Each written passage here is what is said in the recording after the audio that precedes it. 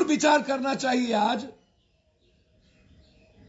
कि आज देश का संविधान और लोकतांत्रिक मूल्य की स्थिति क्या है, बिहार और अन्य स्टेट की अराजक स्थिति क्या है।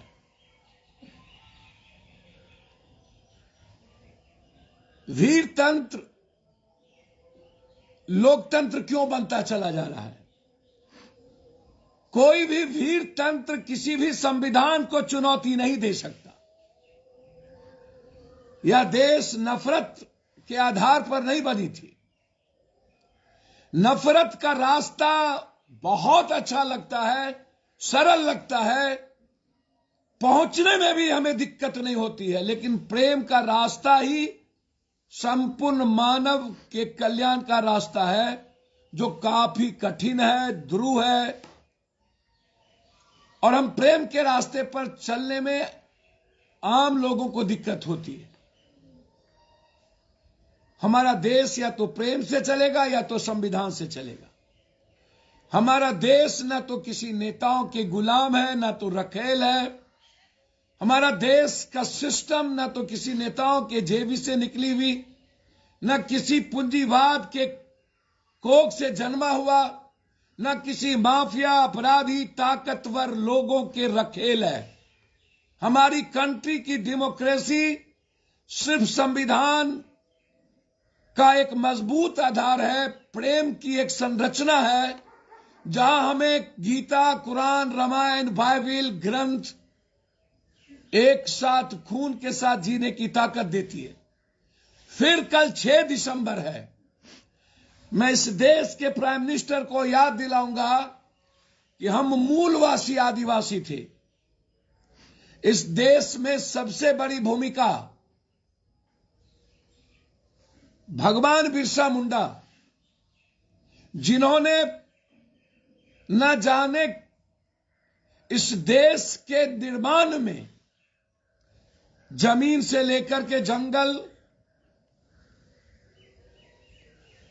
और पानी, इस खूबसूरत वादियों की रक्षा आम आदमी के लिए, कि वो मेरा राइट्स था, मेरा अधिकार था, जिन्होंने अंग्रेज से पहले से लेकर अंग्रेजों तक इतनी बड़ी कुर्बानी, फिर इस कंट्री में 9 करोड़ 32 लाख आदिवासी के राइट्स की रक्षा आजाद हिंदुस्तान के बाद आज तक नहीं होना। गुजरात का चुनाव है, दिल्ली की एमसीडी की चुनाव खत्म हो गई, बाय इलेक्शन बिहार में है। हर साल हम कहीं ना कहीं चुनाव के खेल में, नंगे खेल में, गंदे खेल में संपूर्ण संविधान को गिरवी बना चुके, रख चुके। कल ही याद कीजिए, वीरतंत्र ने एक संविधान के दिन बाबा साहब अंबेडकर के विचारों पर हमला किया था। वो वीरतंत्र थी। कानून, वो मस्जिद था या नहीं था, मंदिर है, मंदिर बन गई, बन जाए, सवाल वो नहीं है। सवाल है कि क्या संविधान कानून से चलेगा या वीरतंत्र से। और लगातार हम वीरतंत्र की पैरवीकार बनते जा रहे हैं। याद करिए, इस कंट्री का प्राइम मिनिस्टर जब पंजाब गया था, चुनाव का वक्त था, वो नाटक किए थे कि एक दलित मुख्यमंत्री जब वहां पर चुनाव लड़ रहे थे तो चारों तरफ से किसी इशूज पर जब वो दलितों पर हमला किए थे, चारों तरफ से पूरा पंजाब यदि किसानों के सवाल पर घेरा गया था, तो यह कहा गया कि जान पर हमला हुआ। और उसने कहा था, मैं आदिवासी मुख्यमंत्री को कहूंगा मेरी जान आपकी हिफाजत है। प्रधानमंत्री जी, लगातार गुजरात चुनाव में आदिवासी विधायकों पर हमला, और कल रात एक आदिवासी विधायकों की किडनैपिंग बीजेपी और आरएसएस के गुंडों के द्वारा। आजाद हिंदुस्तान के बाद अब 27 साल गुजरात के मुख्यमंत्री रहे। एक अस्पताल में आपने कागज लगाने की हिम्मत नहीं हो पाई। जिस रास्ते से आप गए थे 27 साल के बाद बने, जो पुल टूटी 130 लोग मरे, आपने कार्रवाई तक नहीं की। आप किसके लिए जीते हैं? लोकतंत्र के लिए, संविधान के लिए, या हिंदुस्तान की सियासत पर सिर्फ विराजमान होने के लिए? क्या इस देश का प्रधानमंत्री, मुख्यमंत्री सिर्फ सियासत के दौर में संविधान को रौंदते जाए, संविधान को अलग कर अराजक की स्थिति दुनिया में पैदा करे? क्या हम इस दुनिया के सबसे बड़ा सवाल गरीबी पर बहस ना करें? क्या कारण है कि हिंदुस्तान के 130 करोड़ में लगभग 92 करोड़ लोग मिडिल क्लास के नीचे, दैयारी मजदूर, बंधुआ मजदूर, बटेदार, या तो गरीब या लोअर मिडिल क्लास के लोग बचे हैं? क्या कारण है? एक तरफ याद करिए कोरोना का वो वैक्सीनेशन, आपने सुप्रीम कोर्ट में कहा, मैंने कभी नहीं बोला इस बात को, जब हम तब कहते थे कि यह कोरोना गलत है, हमने हाथ में कभी ग्लव्स नहीं लगाए, मुंह में कभी हमने झाबी नहीं लगाई, लाखों लोगों तक हमने पहुंचने की कोशिश की, करोड़ों लोगों की जिंदगी के आंसू पोंछने का प्रयास किया, मेरी औकात और हिम्मत नहीं थी, फिर भी जिंदगी में सिर्फ प्रयास ही किया जा सकता है। विनर हम हैं या नहीं, विन करेंगे या नहीं, ये मेरे हाथ में नहीं है, लेकिन हम प्रयास करेंगे या नहीं, ये मेरे हाथ में था, है। आप भी प्रयास कर सकते थे, आप भी ऑक्सीजन पहुंचा सकते थे, आप भी अस्पताल को ठीक कर सकते थे, आप सिस्टम के सर्वोच्च सदन पर बैठे लोग थे। मैं आपको जानना चाहता हूं, आप हमें एक बात बता दें, उस वैक्सीनेशन के बाद आज तक कितने लोग मरे? आज संविधान में यह सबसे बड़ा सवाल है। कोरोना के बाद नाचते गाते लोग मरते जा रहे हैं, और आपने सर्वोच्च न्यायालय में कहा कि मैंने वैक्सीनेशन को कंपलसरी नहीं किया था, जबकि आप एक बार नहीं 10 बार आपकी स्पीच है, आप वैक्सीनेशन को दबाव डाल करके आपने पूरे कंट्री के लोगों को 1 से 2 डोज देने की कोशिश की। क्या साजिश थे इसके पीछे? यह सवाल है, क्या साजिश था? 46 लाख लोग हिंदुस्तान के मरे थे, क्या साजिश था? और अब लोगों का लगातार मौत, वैक्सीनेशन पर बहस, और 6 दिसंबर संविधान, चुनाव का दौर, गरीबी मुद्दा नहीं, 10 किलो अनाज और 5 किलो आटा और 10 किलो चावल पर 83 करोड़ लोगों की जिंदगी जीने पर मजबूर करना। एक तरफ रोजगार के नाम पर 8 साल के बाद बिना किसी संविदा के, बिना किसी फॉर्म के आप 71,000 नौकरी देने की वकालत, जब 2024 नजदीक आया तब आपको याद आया, 16 करोड़ लोगों के नौकरी देने का वादा। फिर एक तरफ नोटबंदी, जो दुनिया का सबसे बड़ा घोटाला, 6 दिसंबर के पहले इसकी जांच, और एक तरफ जीएसटी, जो अदानी को दुनिया का नंबर बनाने के लिए, नंबर 1 बनाने के लिए पूरी ताकत, और दूसरी तरफ डॉलर का रुपया 83 क्रॉस करना, चौथी तरफ हिंदुस्तान के किसानों के सवाल पर यूपी के चुनाव के लिए आप समझौता तो कर लिए, 932 किसानों की मौत के बाद आज तक आपने यूएसपी पर कोई सवाल खड़ा नहीं किया, आपने मार्केटिंग पर सवाल खड़ा नहीं किया। आप सवाल उठता है प्रधानमंत्री जी, किस बात का डर है? हम पूंजीवाद के तरीके से पूरा का पूरा लोकतांत्रिक मूल्यों को समाप्त करने में लगे हैं। काहे? एक वोट 20,000 रुपया, पूरा का पूरा सूरत के हीरा व्यापारियों के घर ईडी का ये लोकतंत्र है क्या? जो हीरा व्यापारी, जो बिजनेसमैन बीजेपी को वोट ना दे, क्या उस पर ईडी, आरटी और आईवी का वज्रपात हो? क्या उसको जीने का राइट इस हिंदुस्तान में ना मिले?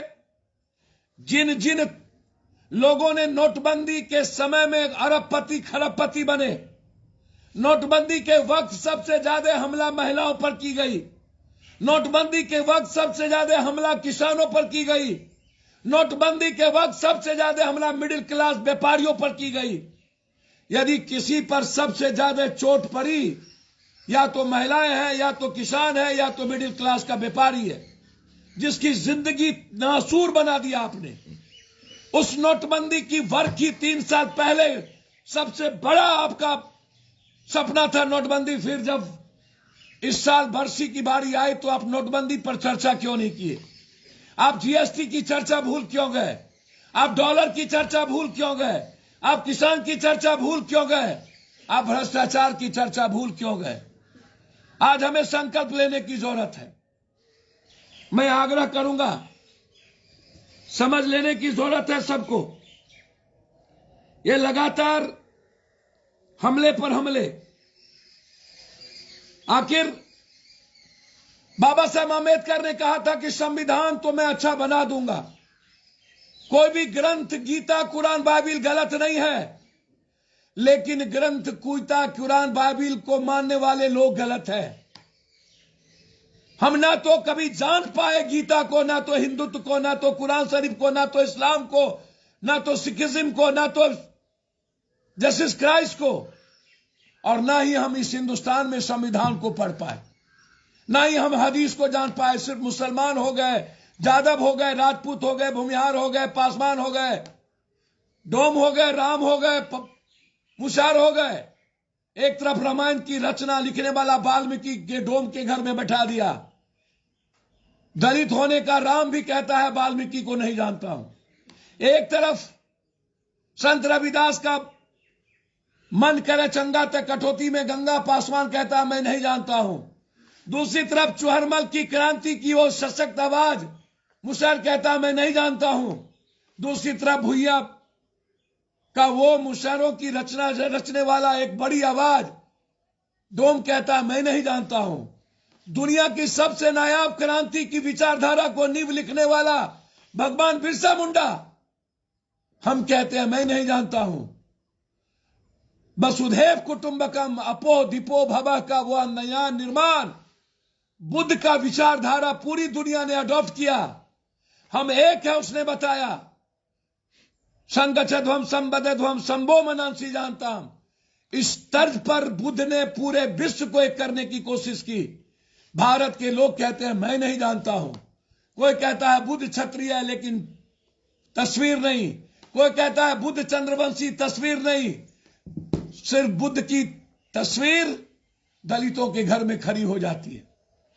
बाबा साहब आंबेडकर, जिन्होंने इस भारत की इक्वालिटी की बात की, जिन्होंने इस भारत में अधिकार की जब बात आई इक्वालिटी की, तो सभी वर्ग, सभी समाज, सभी समुदाय, सभी समूह की अभिव्यक्ति की आजादी और फ्रीडम को सबसे पहले रखा। उसने कोई जाटव को नहीं रखा, उसने कोई दलित को नहीं रखा, उसने ऊंची जाति पर हमला नहीं किया, उसने अत्यंत पिछड़े ओबीसी की बात के अधिकार की सबको संरक्षण देने का बात किया। एक ऐसा व्यक्ति जो पीड़ित होते हुए, जिस पर ना जाने कितने हमले हुए, ना जाने कितने लोगों ने उसके विचारों पर रोंदने की कोशिश की, जब संविधान बनाने की बारी आई, जिसके चेयरमैन वो थे, जिसने पीड़ा देखी थी, पेरियार से लेकर संत रविदास से लेकर के सावित्रीबाई फूले, ना जाने अनंत अनंत क्रांति, साउथ से लेकर नॉर्थ तक, जिसने अनंत दर्द को देखा, उसने भारत के 40 करोड़ लोगों के दर्शन को संविधान में बांधा। और उस संविधान को चैलेंज करने की ताकत सिर्फ हिंदुस्तान के इतने आजादी के बाद पहली बार इन नेताओं के कुकर्म, इन नेताओं के पाप ने पूरे के पूरे देश के समाज को न्याय से दूर कर दिया। हम चैलेंज में भ्रष्टाचार को नहीं लेते हैं, जिसके गरीबी सबसे बड़ा कारण है। भ्रष्टाचार को आप मिटा दीजिए, आधी गरीबी खत्म हो जाएगी। न्यूजीलैंड का एक अदना सा आदमी भ्रष्टाचार को मिटा सकता है। जब रात के 2 बजे यूरोप में जीने की इजाजत मिल सकता है, जब जापान में हमें दुनिया का खूबसूरत हवा मिल सकता है, लंदन में जब हमें बिना आर्सेनिक और आयरन पानी के गंदे पानी से पूरी लंदन को हम जब दुनिया का मिनरल वाटर से अच्छा पानी दे सकते हैं, फिर भारत के आजादी के बाद आज तक क्यों नहीं? फिर हम दुनिया के जेब से पैसे क्यों निकलने देते हैं? क्या कल संविधान दिवस मनाइएगा? जब शराब के नोक पर आप लोकतंत्र को नोचते हैं, जब अय्याशियों के नोक पर आप वोट के अधिकारी बन के सियासत पर बैठते हैं, क्या यह संविधान दिवस होगा?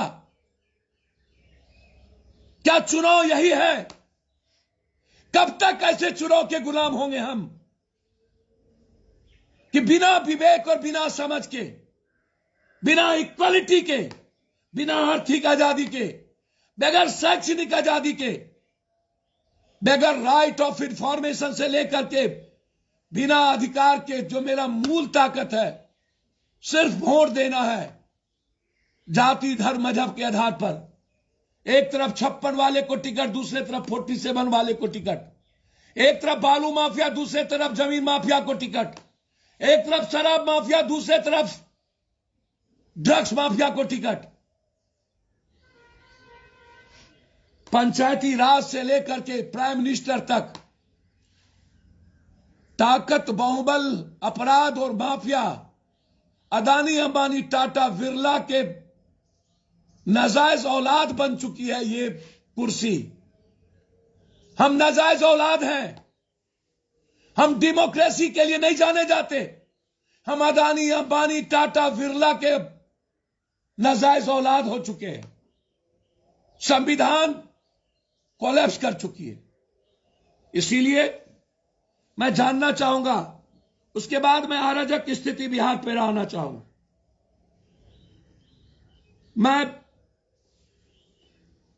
जब मुझको लगता है, मुझे मन नहीं था कभी इस बीच में, जब से सरकार बनी, कि मैं आपसे कोई बात दिल की करूं, लेकिन जब कांता भाई खरारी एक लगातार हमला, गुजरात के मुख्यमंत्री, प्रधानमंत्री 1 महीने से बैठे हुए हैं गुजरात में, भारत का प्रधानमंत्री।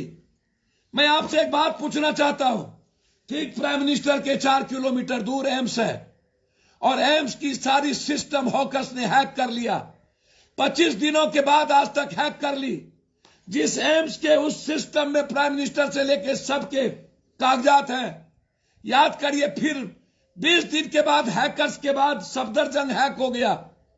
यदि यही हैकर्स भारत के बैंक के सिस्टम को हैक किया होता, तो आज भारत के 130 करोड़ लोग आत्महत्या पर जाने को विवश हो गए होते। ये वही प्राइम मिनिस्टर है 56 इंच, जो मनमोहन सिंह को कहते थे चाइना 750 किलोमीटर भीतर, 300 किलोमीटर भीतर कंप्लीट आबाद बना दिया गया। पूरी देश की आदिवासी पर हमला हो, गरीबी चर्चा का विषय कभी ना बने।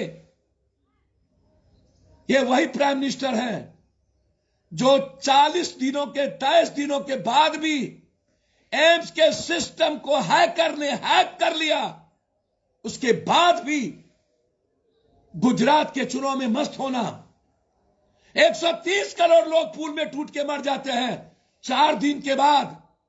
यह वह प्राइम मिनिस्टर है कैमरा जीवी, जो दिन में 4 बार कहते हैं मैं फकीर हूं।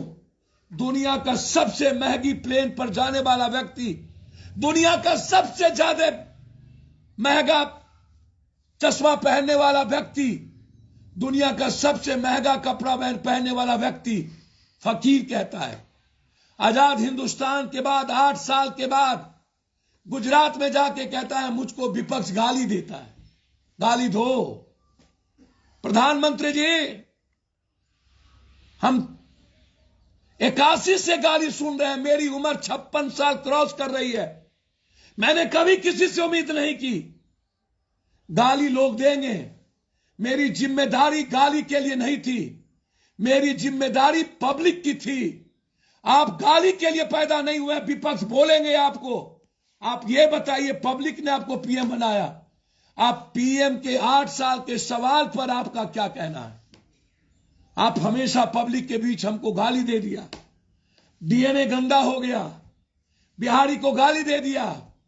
अरे बिहारी के निर्माण की बात हुई कि नहीं? बिहारी के विशेष राज की बात हुई कि नहीं? बिहारी की विशेष पैकेज की बात हुई कि नहीं? बिहारी को कैंसर, टीबी, दम्मा, हैजा, कुपोषण से निकालने की बात हुई कि नहीं? सवाल यह है, सवाल यह नहीं है कि मोदी और पप्पू यादव को गाली कौन दे रहा है। सवाल यह नहीं है कि पप्पू यादव बचेंगे या मरेंगे। सवाल यह नहीं है कि हम जीने के लिए आए हैं। सवाल यह है कि बिहार का 13 करोड़ लोग को जीने का राइट है या नहीं, उसे जस्टिस का राइट है या नहीं। क्या अपराधी माफिया ही चलाएगा? यह सबसे बड़ा सवाल है पप्पू यादव का। कब तक, कब तक, कब तक 56 इंच का सीना? कब तक गाली? कब तक विपक्ष की गाली का आप सहारा लोगे? कब तक बोलोगे फकीर है? कब तक, कब तक इस तरह के सेंटिमेंट्स का खेल खेलोगे? कब तक ये मंदिर, मस्जिद, गुरुद्वारा, चर्च का खेल चलेगा? कब तक ये जाति का नंगा नाच चलेगा? कब तक अपराधी, माफिया, ताकतवर और पूंजीवाद की व्यवस्था चलेगी? बाइडेन और ट्रंप की युद्ध में भारत ने दुनिया के पूंजीवाद को चैलेंज किया। एक तरफ ट्रंप का पूंजीवाद, दूसरी तरफ बाइडेन का समाजवाद। क्या यूरोप डेमोक्रेसी के लिए जाना जाता है? शुरुआत हुई है। भारत में कब तक हम थोपे जाएंगे? कब तक भीड़ तंत्र हमारे संविधान को रो देगा? कब तक हमारी न्यायपालिका मुखदर्शक बनी रहेगी? और जब मुखदर्शक होगी तो कुछ गंदे लोग 1400 साल पहले, उसके पहले जब बुद्ध का निर्माण हुआ था, तो उसको चैलेंज करता है, कहता है नफरत का आधार 1400 साल पहले अल्लाह अकबर से शुरुआत हुई थी। कोई कहता है कि बुद्ध का वो आधार जिसने वसुधैव कुटुंबकम की शुरुआत किया था, तब देश को बांटने की, दलितों को हिंदुत्व से बांटने की शुरुआत हुई थी। कब तक यह विचारधारा इस कंट्री में रहेगा? यह है संविधान, यह है मेरा दर्शन। आइए मैं आता हूं आपके पास सिर्फ बिहार के कुछ सवालों को लेकर। लगातार मुझको यह मत कहिएगा कि मैं किसी सरकार के खिलाफ हूं। मैं नीतीश कुमार जी से अत्यधिक सम्मान करता हूं। कांग्रेस की विचारधारा, जो भारत जोड़ो यात्रा, पहले भी मैंने कहा था कि एक्सपर्ट का लड़का, जो दुनिया का, हिंदुस्तान का नहीं, दुनिया का सबसे पढ़ा लिखा लड़का राहुल गांधी, जिसने अपने दादी को 32 गोली खाते देखा, अपने बाप को बम से उड़ते देखा, ना जाने दुनिया के किस किस कठिन रास्ते से चलते हुए मैंने देखा। वह व्यक्ति एक्सपर्ट के एक जीनियस लड़के के रूप में पढ़ाई करता है। एक अदना सा आदमी, नरेंद्र मोदी, दामोदर भाई नरेंद्र मोदी और अमित शाह, 6000 करोड़ रुपया आरएसएस की साजिश, एक तरफ अन्ना, दूसरी तरफ आरएसएस, और बीच में कुछ दलाल जो आम आदमी पार्टी का आज हकदार बन गया है। उसको विकास नहीं चाहिए, उसको कहीं लक्ष्मी चाहिए तो कहीं गणेश की तस्वीर, उसको कुछ नहीं चाहिए। उसको बस नरेंद्र मोदी से बड़ा धूर्त हम कैसे हो, बड़ा ठग कैसे हो, नरेंद्र मोदी से बड़ा लकीर हम नफरत का कैसे खींच पाए। जो पंजाब ने, इंदिरा गांधी ने जिस पंजाब को शांत किया था, याद करिए, जब पूरा का पूरा कनाडा का आतंकवादी भिंडरवाला के सवाल पर देश से अलग पंजाब को खत्म करने की कोशिश की, इंदिरा गांधी नहीं होती तो आज हिंदुस्तान, पाकिस्तान और बांग्लादेश की कंट्री की डेमोक्रेसी का सॉवरन नहीं बचता।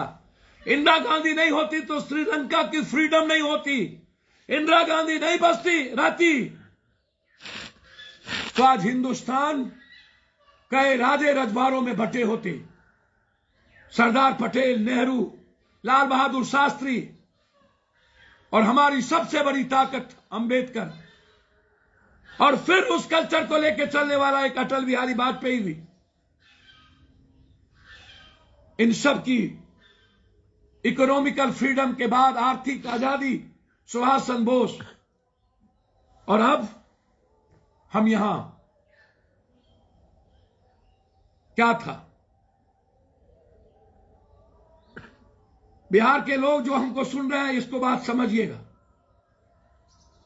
कि हम कहां हैं। हमारे बिहार के कोई भी व्यक्ति हमसे बात क्यों नहीं करता कि गरीबी हम मिटाएंगे। हमारे बिहार का कोई नेता या क्यों नहीं कहता है कि हम रात के 2 बजे आजादी के तरफ, बेंगलोर के तरफ अपनी बेटियों को जीने की आजादी देंगे। हमारा कोई नेता या क्यों नहीं कहता है कि डर और नफरत के बीच हमारा बिहार नहीं होगा। कोई अपराधी और कोई माफिया किसी चीजों को चैलेंज नहीं कर सकता। सवाल यहां है, हमें समझ लेना पड़ेगा। भारत जोड़ो यात्रा डर के खिलाफ शुरुआत हुआ। जब सारी संस्थाएं आजाद हिंदुस्तान के इतने दिनों के बाद, जब संविधान और लोकतंत्र मिटने की तैयारी हो गई, ईडी से लेकर के चुनाव आयोग से लेकर के न्यायालय से लेकर के संसद और विधायक पालिका से लेकर के कार्यपालिका तक, जब कंप्लीट गिरवी रखा चला गया, एक व्यक्ति के ईडी, आईटी आदि के खौफ से आवाज बंद हो गई, अभिव्यक्ति की आजादी खत्म हो गया, स्वतंत्रता खत्म हो गई। विक्लिस्मानों के बलात्कारी जेल से बाहर न्याय के लिए चिल्ला रहे हो, और ना जाने आवाज देने वाला लाखों लाख व्यक्ति जेल में बंद, न्याय ना मिले, फिर कैसा लोकतंत्र। शराब के नाम पर 10,000 से ऊपर गरीबों को जेल में बंद करना, और शराब के आड़ में ड्रग्स, स्मैक्स, कोडेक्स, सोलेशन 90% बच्चों के हाथ में थमा देना। सिर्फ ड्रग्स, सिर्फ कोडेक्स और जहरीली शराब हमें कमाने का औजार बन जाए, फिर कैसा लोकतंत्र। कश्मीर से कन्याकुमारी एक आवाज, भारत की सशक्त और मजबूत आवाज। जिस लड़के को पप्पू बना दिया गया था पैसे के बदौलत, अदानी और अंबानी के बदौलत, 6,000 करोड़ रुपया एक 6 क्लास 8 क्लास का व्यक्ति पढ़ा हुआ एक्सपर्ट के लड़के को कह दिया ये पप्पू है। बाहर है डेमोक्रेसी का खेल, क्या कर देते हैं हम।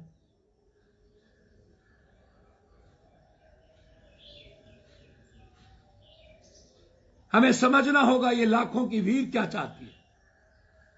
ये लाखों की भीड़ नफरत खत्म करना चाहिए। बाबा साहब अंबेडकर के संविधान पर जीना चाहती है। आदिवासियों के अधिकार के लिए मरना चाहती है। हर कमजोर दलित, गरीब और कमजोर तबके के वंचितों की आवाज को लेकर के एक न्याय चाहता है। यह भीड़, यह आवाज उसी की है। हम सबको इस भीड़ का कहीं ना कहीं लड़ाई आवाज उठानी पड़ेगी, और इसीलिए आज मैं आपसे रूबरू हुआ। आइए हम बात करते हैं भारत जोड़ो यात्रा के बाद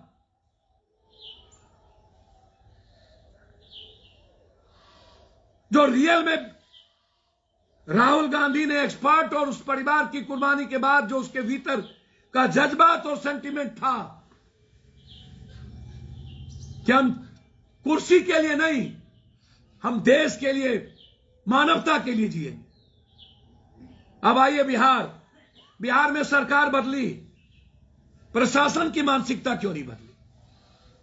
हम कांग्रेस की सरकार, नीतीश कुमार के मुख्यमंत्री के नेतृत्व और लालू यादव के एक लंबे, स्वर्गीय जगदेव बाबू और कर्पूरी ठाकुर के लंबे संघर्ष के बाद हम इस बिहार के कई उतार चढ़ाव के बाद एक सियासत के दौर के कुर्सी पर बैठे हैं। हमें समझना होगा मुख्यमंत्री और इस गठबंधन को, हमसे बहुत अपेक्षाएं और उम्मीद है इस बिहार को। क्या कारण है? क्या कारण है मैं कि समाज के जो लोग, मैं एक सवाल आज खड़ा कर रहा हूं, याद करिएगा। सबसे बड़ी जमात इस बिहार में एक जाति, सबसे बड़ी जमात जिसका नाम यादव।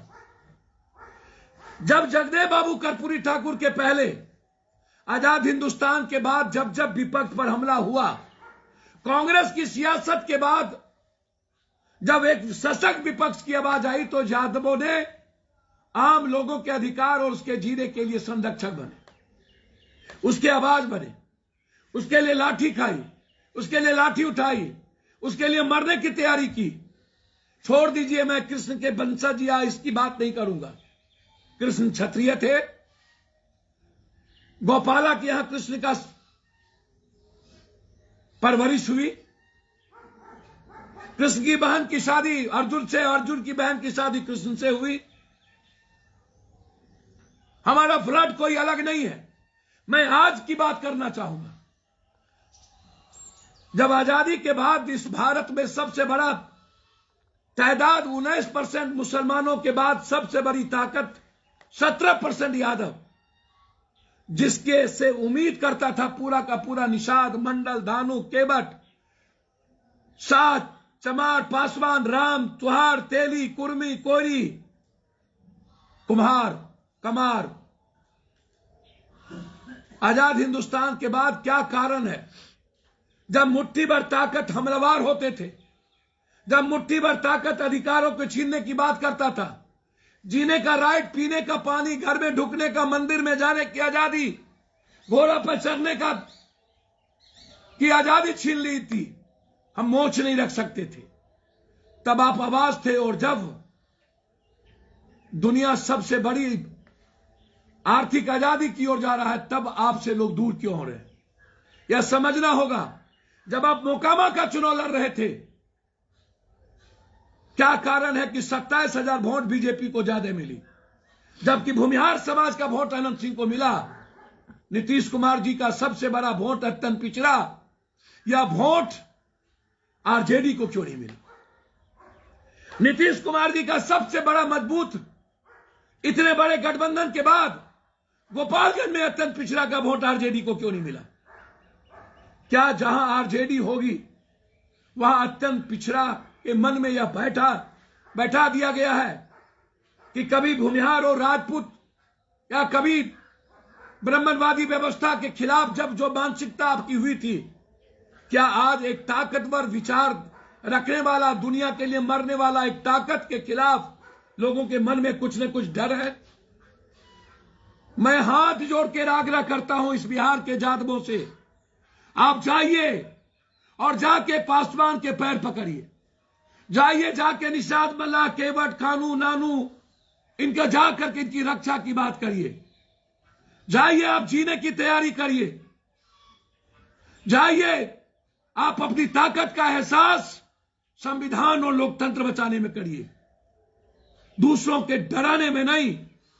आप उनसे हैं, बगैर उनके आप कुछ नहीं है। एक शून्य अकेला होता है, कुछ नहीं कर पाता है। वही शून्य किसी के आगे लग जाता है तो दुनिया बदल देता है। आप शून्य के तरह बनिए, जाइए दूसरों के लिए जीने की तैयारी करिए। नीतीश कुमार की पार्टी होगी, वहां हो सकता है अत्यंत पिछड़े के लोग वोट दे दें। यह जो परसेप्शन है लोगों में, इस परसेप्शन को चेंज करना पड़ेगा आरजेडी के लोगों को, ताकि समाज और गरीब और दलितों को हम एक कर पाए। यह सबसे बड़ा सवाल आपके लिए है। मैं इस पर आज चर्चा नहीं करना चाहता था, लेकिन जब ये 3 बाय इलेक्शन हो रहे हैं, जैसे नरेंद्र मोदी 1 महीने से गुजरात से नहीं निकले और अभी भी ईडी का डर वो दिखा रहे थे, इसका मतलब है कि नरेंद्र मोदी, अमित शाह ने गुजरात में कुछ नहीं किया। जो एक वोट को 20,000 में खरीदा हो, जो एक घर में 20-20 लीटर दारू दिया हो, पूरा डर का माहौल हो। नरेंद्र मोदी ने 27 साल में गुजरात मॉडल को बेचा और आज वही स्थिति जब नीतीश कुमार जी कहते हैं कि मैंने ये किया, फिर टिकट देने के बाद हमको 56 और 47 वाले को टिकट क्यों देना पड़ता है? हमको माफियाओं को टिकट क्यों देना पड़ता है जीतने के लिए? कि हमने काम नहीं किया, या मेरे काम, नीतीश कुमार के काम को हम देख नहीं पाए, या जो सामाजिक न्याय की बात 90 के पहले पप्पू यादव, लालू यादव ये लोगों ने उठाया था, जगदेव बाबू की कुर्बानी हुई थी, कर्पूरी ठाकुर ने सबको लेके चलने की वादा किया था, क्या वो विश्वास और उम्मीद को हमने खत्म कर दी? ये 3 बार इलेक्शन से हमें सीखने की जरूरत है। बीजेपी हारेगी जरूर, हारी है, नफरत कभी नहीं जीता। किसान, यूथ और महिलाएं को समाप्त करने वाला मिडिल क्लास के व्यापारी को बीजेपी जीत नहीं सकती। लेकिन आपको सोचना पड़ेगा कि 27,000 वोट कहां से उसको ज्यादा आए, जब आप चारों पांचों एक है। आपको छोटे छोटी पार्टियों का सम्मान करना चाहिए, आप को गाली का कारण नहीं बनना चाहिए। यह मेरे लिए सबसे बड़ा सवाल था। आप बार बार कहते हैं कि मैंने विकास किया, आप बार बार कहते हैं सामाजिक न्याय की बात, तो फिर माय की बात कैसे आ गई? A to Z के बाद आप किसी अपराधी और माफियाओं को यदि डरावने चेहरे को अपने रथ पर खड़ा कीजिएगा, अपने बगल में बैठा करके फोटो वायरल कीजिएगा, तो लोगों को लगेगा क्या ये 90 का दशक खत्म नहीं हुआ है? क्या आज भी राइफल, बंदूक और गोली वाले ही चलेंगे जो बिहार में चल रहा है? हर दिन पप्पू यादव कहीं न कहीं, किसी न किसी जगह लगातार एक दिनों में 2 दर्जन मर्डर, कभी आरा में 10 दिनों में 11 मर्डर। और जब पप्पू यादव बात करता है कि हीरोइन कौन एमएलसी बेचता है, 47 किसके पास नहीं है, और मर्डर के बाद एक एक्स एमएलए उस जगह कैसे पहुंच जाता है? आलोचना पप्पू यादव की मत करिए। यदि पप्पू यादव गलत बोल रहा हो तो आप बोलिए, मुझे जाति से मतलब नहीं है। आज से 2 दिन पहले एक यादव क्रिमिनल ने सबसे गरीब आदमी की गोली मार दिया। एक ही बेटा था दानापुर में, मात्र 2 दिन पहले उसके घर कब्जा कर लिए। वहां के सांसद रामकृपाल जी, वहां के विधायक जिसका नाम मैं नहीं लेना चाहता हूं, नहीं पहुंचे। जब पप्पू यादव पहुंचा तो उसके एक ही रूम में बाथरूम थी जो पर्दा लगा हुआ था। 3 दिन का चावल उसकी मां खा रही थी। बेटा एक ठो था जिसकी उम्र 14 साल की थी, जिसको टुकड़ी टुकड़ी काट दिया एक क्रिमिनल ने नगरगंगा में जाकर। क्या हम वहां जाके आवाज नहीं दिए? किसको बकस दिया? 9 बच्चों को, परिवार को जबरदस्ती सूद और ब्याज के बाद नवादा में लोगों ने आत्महत्या करने पर मजबूर कर दिया। क्या पप्पू यादव ने जाकर 2 लाख रुपया मदद कर एक ही बच्चा बचा? 10 लाख रुपया सूद लेने के बाद 40 लाख रुपया उसके बाप ने, उस व्यापारी ने, सोना साहू ने दे दिया। उसके बाद उसकी बेटी को मांगने की कोशिश एक ताकतवर लोगों ने की, जिसके चलते उसने आत्महत्या कर ली। अभी जो एक सोनार चेयरमैन की हत्या कर दी गई, 3 बार हमला हुआ, दूसरे बार जेल से मार दिया गया। आश्चर्य है, आजाद हिंदुस्तान के बाद मैं बिहार के किस चरित्र की बात करूं? क्या कारण है कि बिहार के अपराधी और माफिया ही लोकतंत्र को चला रहे हो? क्यों 56 वाले को टिकट, क्यों 47 वाले को टिकट बीजेपी ने दिया?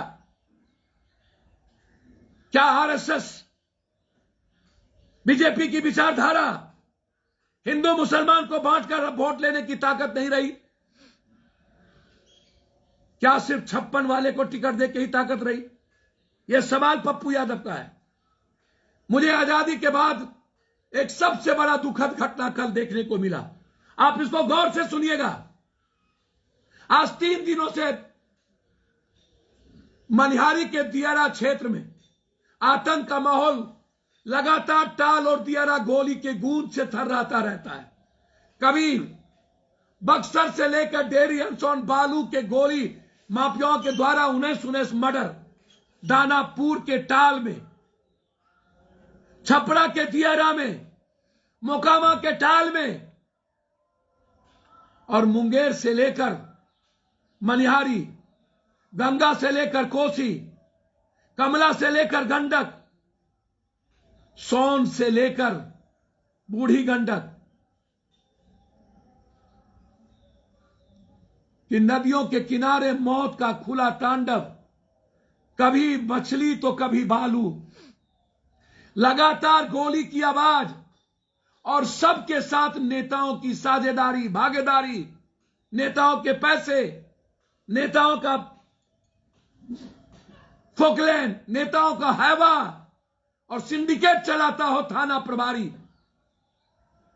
पदाधिकारी, पूरा आतंक का माहौल, हर शहर पर जमीन माफियाओं का कब्जा, जिसका सिंडिकेट पदाधिकारी के हाथ में, संरक्षण, एमएलए, एमपी, मंत्री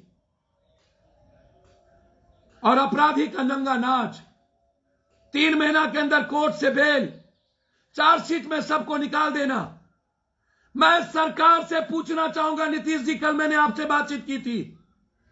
मेरी बातचीत नीतीश कुमार जी जब जब सुने हैं न्याय दिलाने की कोशिश मेरे द्वारा हुई है, इसके पहले भी जब घटना घटी, मैं तेजस्वी जी आपसे आज आग्रह करना चाहूंगा, आप यादव हैं, जाइए आजाद हिंदुस्तान के बाद दुश्मनिहारी के दियारा में, जहां लगातार मासूम बच्चे का कत्लेआम, पिंटू यादव, पिंकू यादव, राहुल यादव, राजा यादव, ध्रुव यादव, लगातार 11 मौत, और वहां के एमएलसी के द्वारा प्रोटेक्शन, विभीषण हर जगह होता है। कौन है ये मोहन ठाकुर? 3 साल पहले बनिया और दलितों को गोली से भुजरी भूल दिया था, और तब जब हम इसके खिलाफ आवाज दिए थे तो जेल से निकलने के बाद आतंक का साया बन गया। कौन है? कटिहार का बीजेपी का एमएलसी, जो उस इलाके में सरकारी जमीन से 300 करोड़ का मट्टी निकालकर, इसी मोहन ठाकुर जो मात्र 3 घर है, 40 यादवों के गांव में बेटियों के साथ बलात्कार करता है। जाइए, आजाद हिंदुस्तान के बाद इसके शब्द हैं, गुआर इनकी बेटी को के साथ सोएंगे तो मजा लेते हैं। जाइए पूछिए जाके यादवों से, जाइए पूछिए जाके उस वहां के बस से, और वहां की औरतें और बेटी निकलने के लिए घर से डरता है। पहली बार मैंने सुना, गरीबों की बेटियों पर तो निगाह थी, दलितों के घर में ढुकने की तो ताकत था इसे, लेकिन जो संरक्षण देता था तो जादव की बेटियों के साथ, और चुन चुन करके जादव के कहकर गोली मार देना। क्या रे जादव हो? गोली मार दिया गया। क्या रे जादव हो? गोली मार दिया गया। क्या रे जादव हो? गोली मार दिया गया। मोहन ठाकुर कौन है? ये मोहन ठाकुर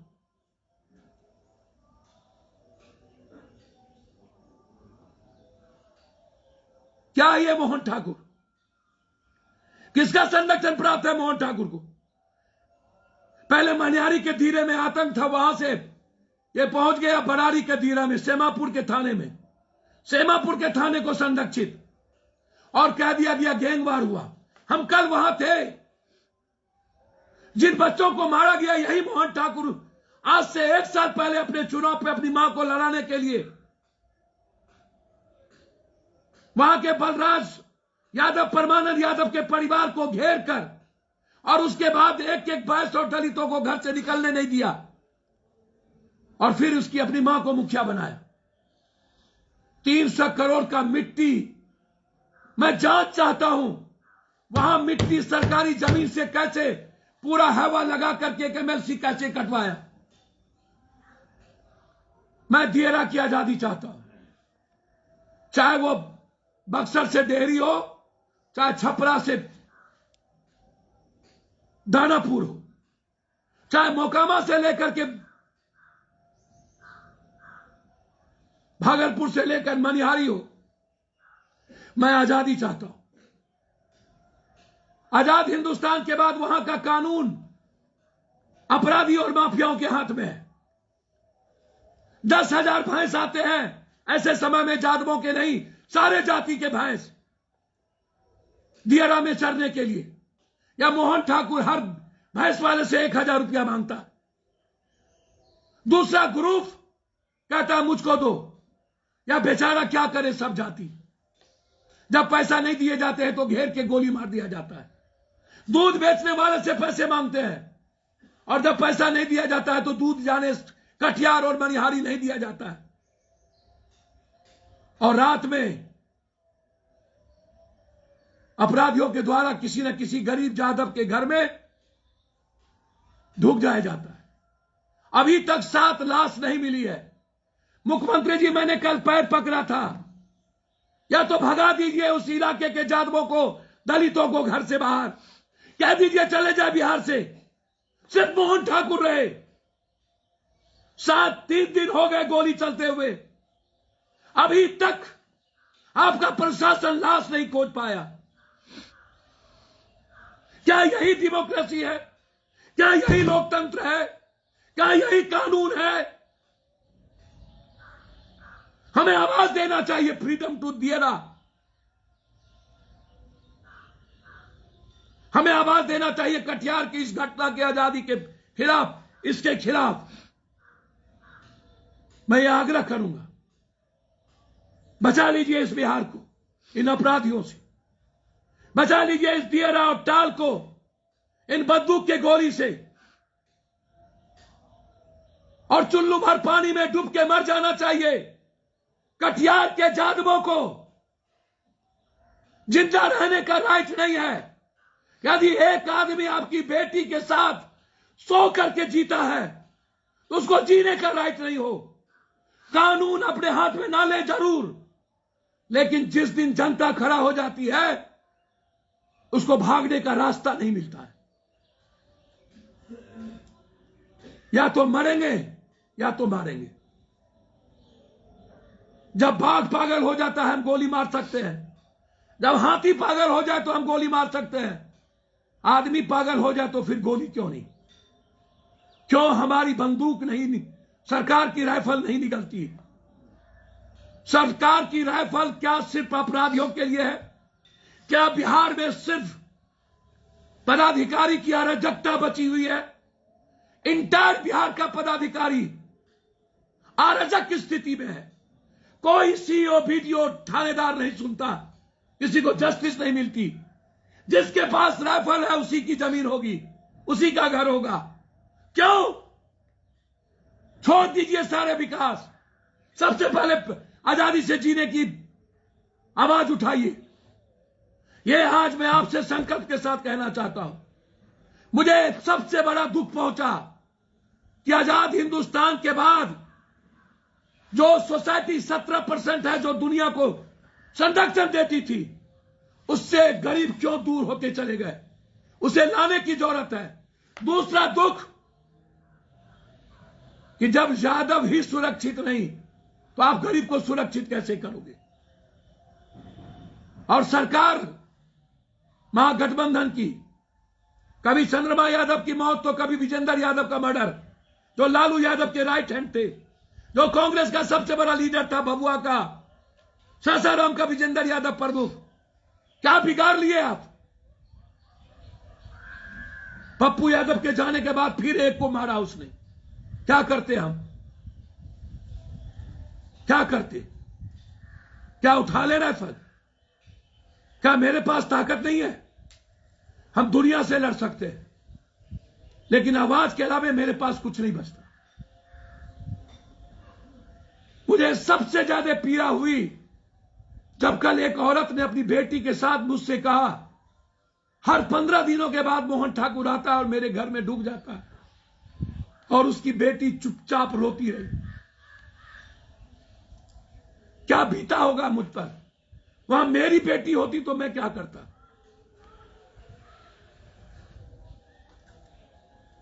कोई जाति हो, जाति को गाली क्यों? क्रिमिनल लड़े, क्रिमिनल मरे, जाति ने क्या बिगाड़ा किसी का? चाहे जादव हो, कुर्मी हो, कोयरी हो, राजपूत हो, भूमिहार हो, बावन हो, क्रिमिनल की लड़ाई हो सकती है, जमीन माफिया की लड़ाई हो सकती है। उसमें कोई जाति, कोई राजपूत क्या करेगा? आज भी मनिहारी, बड़ारी, कारागोला, सेमापुर, भागलपुर, कहलगांव के दियरा में आजादी नहीं है। हम पदयात्रा करेंगे एक एक गांव और आजादी की लड़ाई लड़ना चाहेंगे, संविधान और कानून को स्थापित करेंगे। कल हमने हमारी जो औकात थी सबकी मदद की है। हम चाहेंगे बिहार के सारे जादवों से और अन्य लोगों से, जो लोग मदद करते हैं, जाइए कटिहार का वो सेमापुर का दियरा, वो गांव जहां 7 बच्चे नापता हैं, वहां जाके उस गरीब की मदद करिए। एक धूर जमीन नहीं है किसी के पास, खाने के पैसे नहीं थे। जाइए जाइए और हर जगह फ्रीडम टू दियरा की लड़ाई लड़िए। सोशल मीडिया पर इसकी लड़ाई शुरू कीजिए। जब तक यह सरकार पूरी वहां नहीं उतारती है, मैंने सीआरपी और बीएसएफ बीएमपी की मांग की है वहां, और मोहन ठाकुर को शूट एंड साइट। कटिहार के एमएलसी पर पूरी इंक्वायरी, वहां के एमएलए भी नहीं गए एक बार। क्या कारण है कि कांग्रेस का एमएलए, राजद का एमएलए होने के बाद, इतनी बड़ी घटना के बाद कोई नहीं पहुंचा? क्या कारण? यह सबसे बड़ा सवाल पप्पू यादव के लिए नहीं, आप सब के लिए है। इतना डर, इतना खौफ। एक व्यक्ति 20 किलोमीटर तक सारे यादवों के खेत से मकई काट लिए गए, सारा अनाज निकाल लिया गया, एक भी यादव के खेत में अनाज नहीं बचने दी गई। सारे भैंस सभी जाति के भगा दिए गए। 40 ट्रैक्टर से सभी जाति का जमीन जोत लिया गया। उसके बावजूद भी फोर्स कल तक नहीं था। मेरे जाने के बाद एसपी निकला घर से और रात में 1 बजे एसपी कहता है कि मैं लड़ूंगा। मैं थैंक दूंगा एसपी को और बड़ारी के थाना प्रभारी को। एसपी साहब, आपसे मुझे बहुत उम्मीद है, प्लीज बचा लीजिए उस दियरा को। मुख्यमंत्री जी ने हमारी बात सुनी, इसके लिए हृदय से धन्यवाद। मैं उम्मीद करता हूं दियरा और टाल का जो संकल्प था आपका पहली बार एमपी बनने के बाद, आजादी का, उसको आप विकास और आजादी के साथ देखिए। आज भी दियरा में सड़क और पुल नहीं है, आज भी दियरा में जाने के लिए कोई रास्ते नहीं है। मैं इन्हीं शब्दों के साथ, कल संविधान दिवस है, बाबा साहब अंबेडकर कल हमारे बीच नहीं रहे। हम उम्मीद करते हैं उस नायाब महामानव के उस विचारों का संकल्प के साथ नफरत और लोकतंत्र मिटाने वाले के खिलाफ आवाज उठानी चाहिए। भीड़ तंत्र हमारे संविधान का हिस्सा ना हो। और आज भी हिंदुस्तान के निर्माण में मूलवासी आदिवासी को मिटा देने वाली भाजपा और आरएसएस के खिलाफ जंग की आगाज करना चाहिए। और दियरा से आजादी की लड़ाई, यदि सरकार ने कोई संकल्प नहीं लिया तो हमें मिलकर संकल्प लेना पड़ेगा और अपराधियों को मिटाना होगा। बहुत बहुत धन्यवाद। पुनः एक बार आपको संविधान दिवस की कल की बहुत सारी शुभकामनाएं। आइए 11 तारीख को मैंने 7 जिलों की वर्कर मीटिंग खुर्दा में रखा है कि कैसे हम गरीबी और कोसी सीमांचल को आजाद करेंगे इन माफियाओं से और इन सिस्टम से। इसके लिए सारे वर्कर्स को मैंने, सारे सीनियर्स को मैंने बुलाया है 10:30 बजे। और मैं अपनी बात आपसे रखूंगा किशनगंज की गरीबी और कटिहार की दरिंदगी से मैं पदयात्रा शुरू करूंगा और मैं इस कोसी सीमांचल का फ्रीडम चाहता हूं। इसके लिए आपको निमंत्रण देता हूं। 11 तारीख 10:30 बजे आप सभी आमंत्रित हैं। इन्हीं शब्दों के साथ अत्यंत पिछड़ा और पिछड़ों की अधिकार जो नगर निगम में लड़ाई चल रही है, हमें इस पर भी आवाज उठाने की जरूरत है कि पिछड़ों के राइट्स को नगर निगम में छीना जा रहा है। अत्यंत पिछड़ों का जो सम्मान नीतीश कुमार या कभी कांग्रेस की गवर्नमेंट राजस्थान से गहलोत ने दिया था, वह जनरल कोटे के साथ माफियाओं को चुनाव लड़ने के लिए प्रोटेक्ट कर रहा है। सर्वोच्च न्यायालय को थैंक्स, हाई कोर्ट की लगातार उनकी मॉनिटरिंग है। मैं चाहूंगा बगैर पिछड़ों और अत्यंत पिछड़ों के राइट्स के, उसके सीट के बगैर नगर निगम का चुनाव ना हो, और नगर निगम का चुनाव हो तो माफियाओं के खिलाफ हो। बहुत बहुत धन्यवाद।